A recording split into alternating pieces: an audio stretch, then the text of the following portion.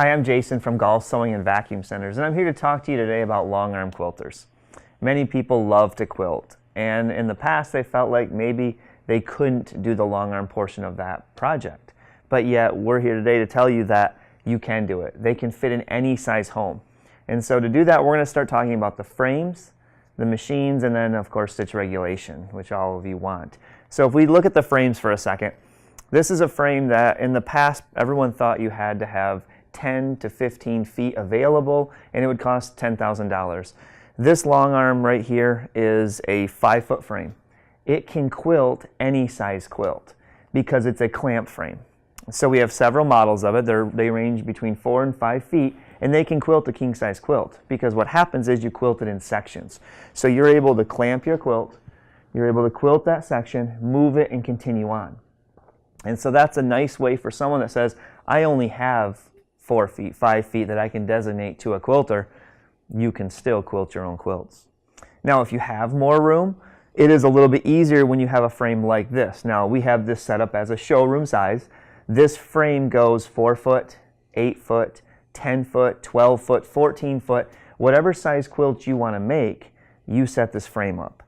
If you have the space, the advantage of this type of a frame is that you roll the quilt, you quilt it as you go, and it's a finished product. You're not having to unclamp it and move it. So it's certainly a little bit easier, but again, if you only have the space, that's a great starter system. If you have space for this type of a quilter here, you're able to now decide what size you're going to do quilts. You set it up that size, and now you can quilt the entire thing. So picking your frame is going to be your first choice on space. After that comes the machine. So we have anything from a small 9-inch arm machine, like a home machine that you can put on a frame like that and quilt your own quilts. That particular style frame, you can actually put your home machine that you have now on it and do your own quilting for just a few $100s. But should you want a larger machine, then you take a step. The first machine that we recommend on a frame like this is going to be a 15-inch. So 15, 16-inch, like there's a 16-inch model right there that you can see. That's about the starter long arm machine that you can go to. And so when you think about the size, when we talk about inches, so 15, 16, 18, 20, they go all the way up from there. But it's from the needle to the inside throat of the machine. That's what's going to determine how large you want it.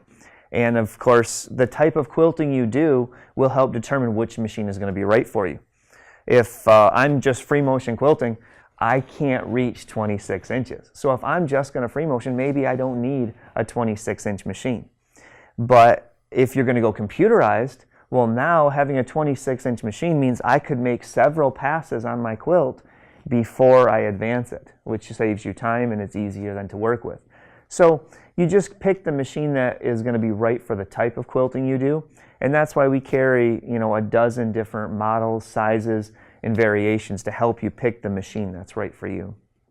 So once you've determined the frame, and now you've determined the machine, one of the last things that's really important to look at on your long arm quilter is the stitch regulator. And so the stitch regulator is something that as your machine moves front to back and side to side, there's generally speaking an encoder. And the encoder is what's going to track your movement.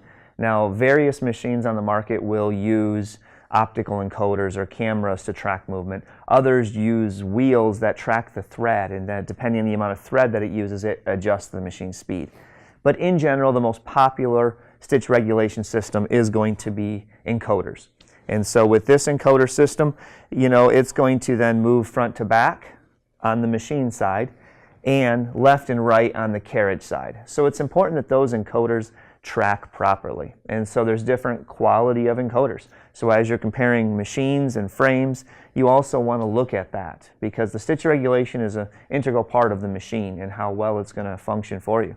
So the stitch regulator, making sure that it's spring loaded, it's engaged, that it's really tracking well. And you can tell when you sew on the machine because when you start and stop the machine, you will see the stitches start and stop in the corners, out of the corners. So perhaps you have a very basic model with a stitch regulator. You come into that point and you might pack an extra couple stitches in.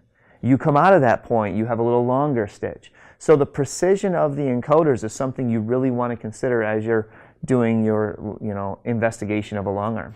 Again, any questions, call us at Gall Sewing and Vac or see us at gallsewingvac.com.